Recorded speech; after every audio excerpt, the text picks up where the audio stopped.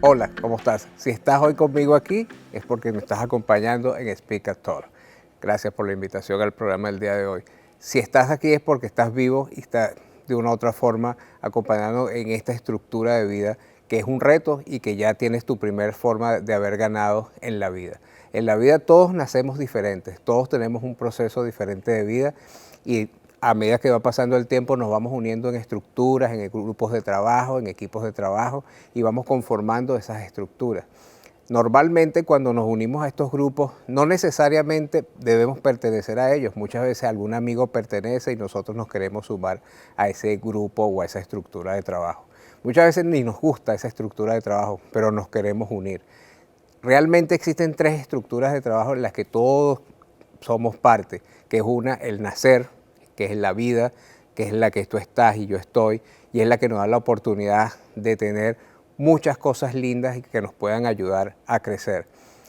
Muchas veces la desaprovechamos, muchas veces la aprovechamos y tenemos mucho éxito. Otra de las estructuras de vida importantes que tenemos es el crecer. Podemos crecer biológicamente, podemos crecer como persona, podemos crecer filosóficamente, académicamente y muchas veces también la desaprovechamos. Y existe una tercera estructura en la cual todos los seres humanos estamos, que es lo que algunos llamarían pasar a otro plano o un tema energético superior.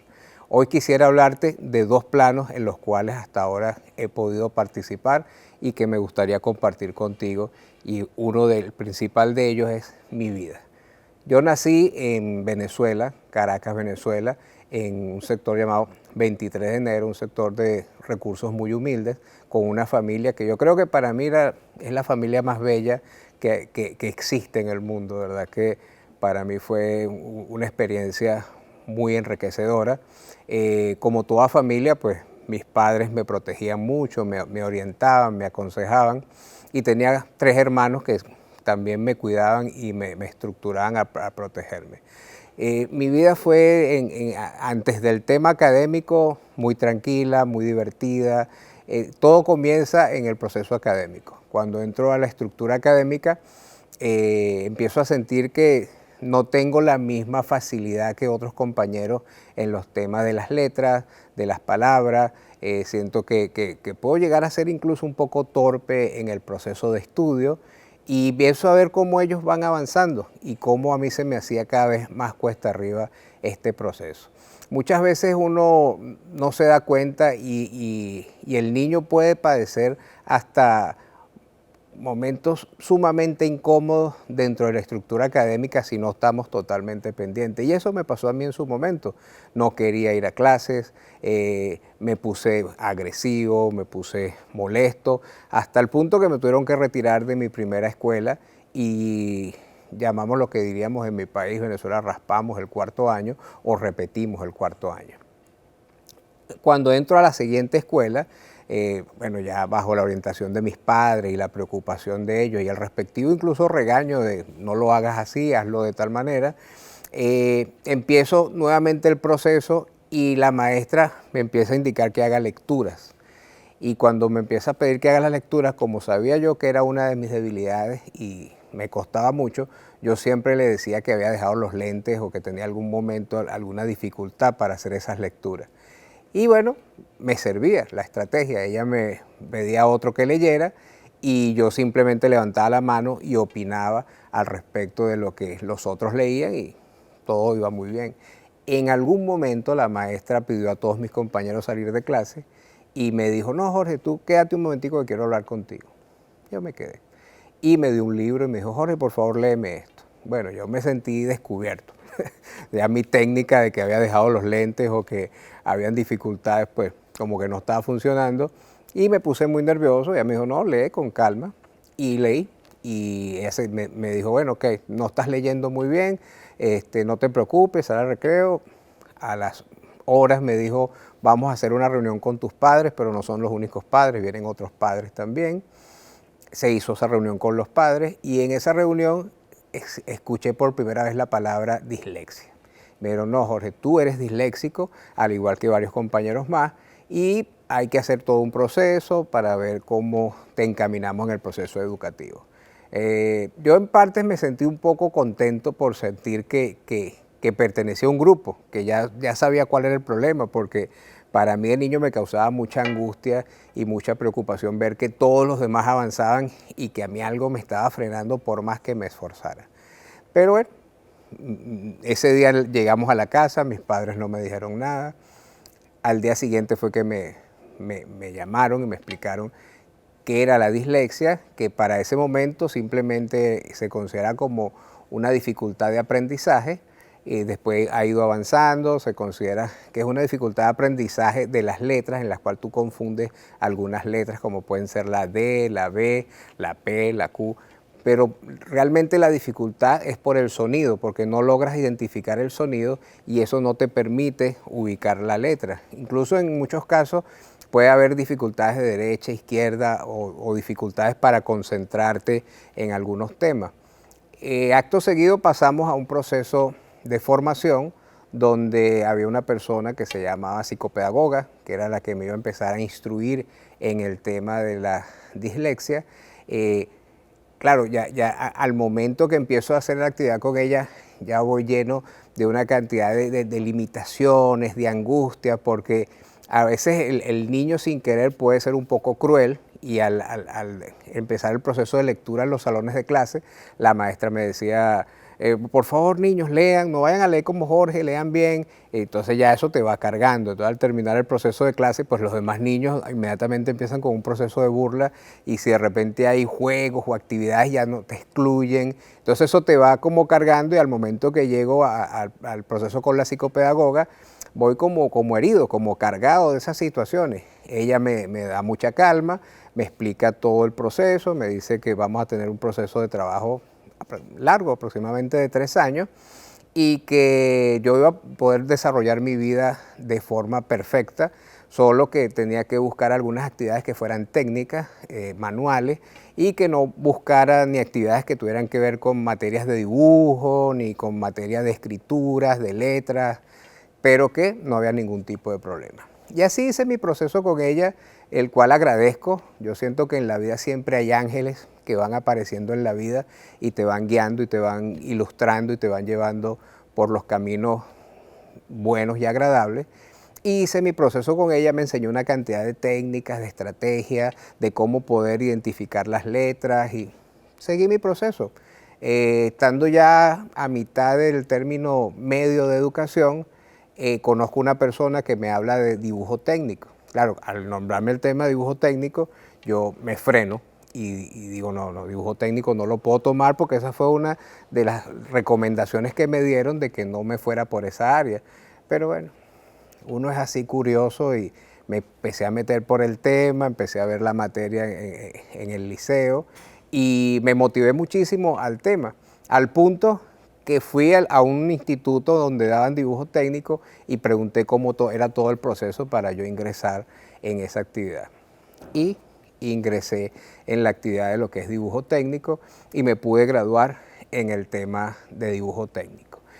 Duré algún tiempo trabajando como dibujante técnico, me di cuenta que esa limitación que me habían planteado al principio realmente no era tan fuerte como yo creía que podía ser y que podía de repente abrir un poco más los espacios tan cerrados que me dieron en algún momento la psicopedagoga y el psicólogo que trabajaban conmigo.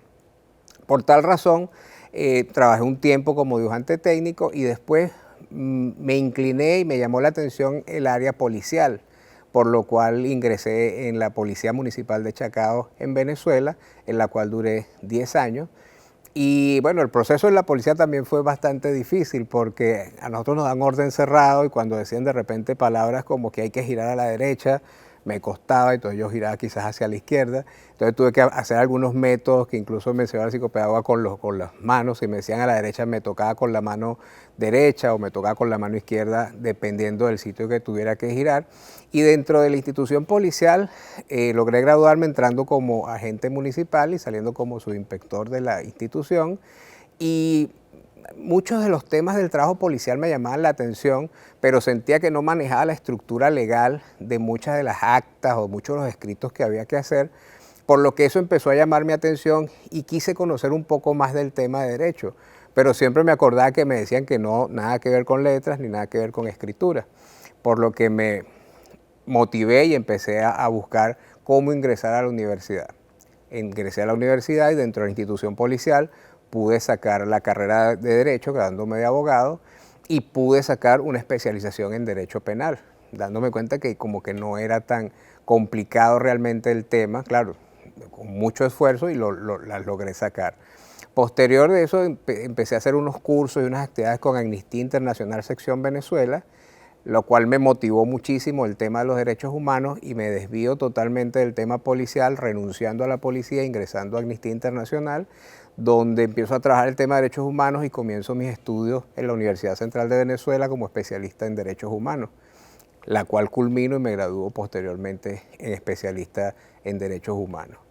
Termino ese proceso por diferencias políticas, entro después a trabajar en la Oficina Nacional Antidroga, en su momento era CONACUIT, y por diferencias políticas, por haber firmado un proceso político del cual no estaba de acuerdo en su momento con algunas actividades, tuve que renunciar de esa actividad y entro al sector privado, donde entro en un grupo de empresas muy importante en mi país y empiezo a trabajar como gerente corporativo en el área de seguridad, y a los pocos meses se me ofrece una vicepresidencia de negocios, la cual obviamente acepto y muy orgulloso la tomo, pero me exigían sacar una licenciatura en administración de empresas, la cual también saqué y me gradué como licenciado en administración de empresas, y durante 8 años trabajé en ese grupo empresarial creciendo perfectamente en todo este tema de empresas y negocios.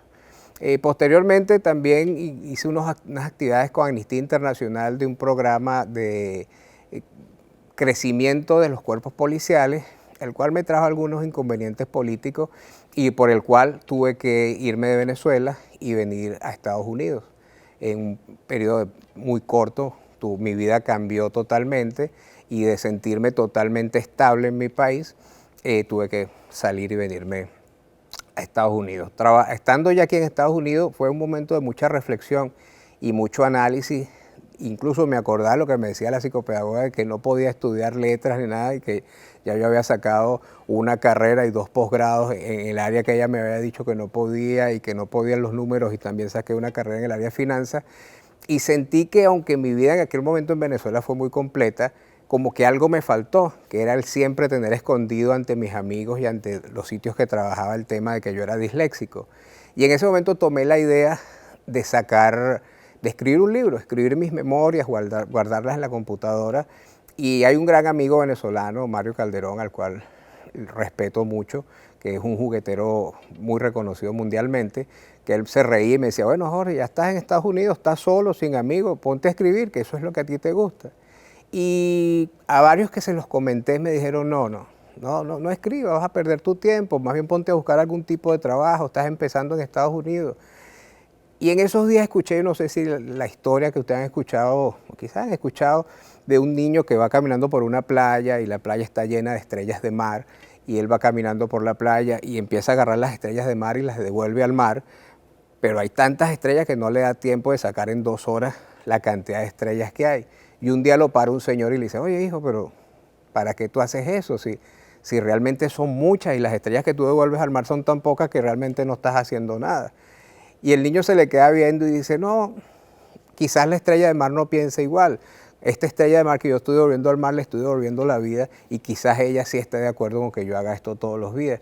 Eso me hizo reflexionar y me hizo sentir que quizás yo había tenido un proceso en el cual había vivido bajo una condición, que había logrado tener algunas metas académicas y que quizás yo podía dar un poco de mí para ayudar a muchas familias y a muchos padres que tuvieran esa dificultad.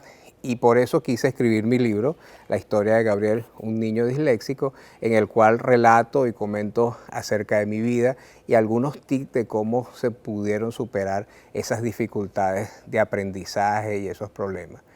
Y al terminar el libro me quedó como un gran vacío. Yo decía, bueno, ya lo escribí, realmente no sé si fue bueno o fue malo, pero a los pocos días me escribió una señora por Facebook y me decía que muchas gracias por el libro, porque a través del libro había podido conocer más a su hija.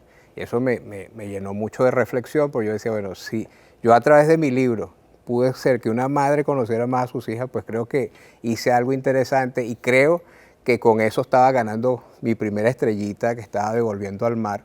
Y después de eso, muchas personas me lo empezaron a agradecer hasta el punto que tuve que sacar una certificación de coach para ayudar a muchos niños y a muchas familias que tenían esta dificultad. Después me quedé con solo un pensamiento que quisiera compartir con ustedes, y con este pensamiento cerrar mi participación con ustedes el día de hoy, que es que nosotros como padres, muchas veces madres o hermanos mayores, tenemos una vida de mucho ajetreo y de mucha actividad, y muchas veces no prestamos la atención requerida, sin querer hacer daño a los niños o a las personas que van a ser el futuro de nuestro mundo. Y es la historia simplemente corta de un padre o una madre o cualquiera de nosotros que llega a la casa y el hijo le pide que por favor lo ayude, que quiere jugar con él. Y como uno está atareado con el trabajo de todos los días, pues le dice, mira, no, hazme un dibujo, cuando termines el dibujo hacemos el juego que tú quieres hacer. La persona no se ha terminado de sentar en la computadora cuando llega el niño y le dice, mira, aquí está el dibujo, ya, lo terminé. Él se queda pensativo y dice, caramba, pues yo ni siquiera he podido prender la computadora. Voltea así y ve una hoja de una revista, un mapamundi, un mundo completo. Lo agarra, lo rompe en pedazos, se los da al niño y le dice, bueno, hazme este mundo, cuando termines de hacer el mundo, entonces ahí sí yo cumplo mi palabra y jugamos. Y se sienta en la computadora, la prende y empieza a hacer su trabajo y llega el niño. Aquí está el mapamundi. Dice, no, no puede ser. ¿Cómo un niño tan pequeño pudo haber hecho el mundo tan rápido? Entonces le pregunta, ¿cómo tú pudiste hacer el mundo? Y el niño le explica, mira, del lado de atrás del mundo, de este lado, hay un niño. Yo me di cuenta que si yo armaba en el rompecabezas el niño, podía armar el mundo. Y a eso es lo que los invito a ustedes hoy. Tratemos de estructurarnos y armar de la mejor forma posible la vida de esos niños. Nosotros a veces como seres humanos pensamos que no tenemos depredadores. Y sí, sí hay depredadores, hay los vicios, hay las malas costumbres, hay personas que disfrutan de repente de distorsionarnos o afectarnos, o incluso sin creernos pueden crear creencias limitantes que nos pueden frenar en nuestro progreso de vida. Ayudémonos a crear ese niño mejor para crear este mundo mejor. Muchas gracias por su atención y espero pronto volverlos a ver.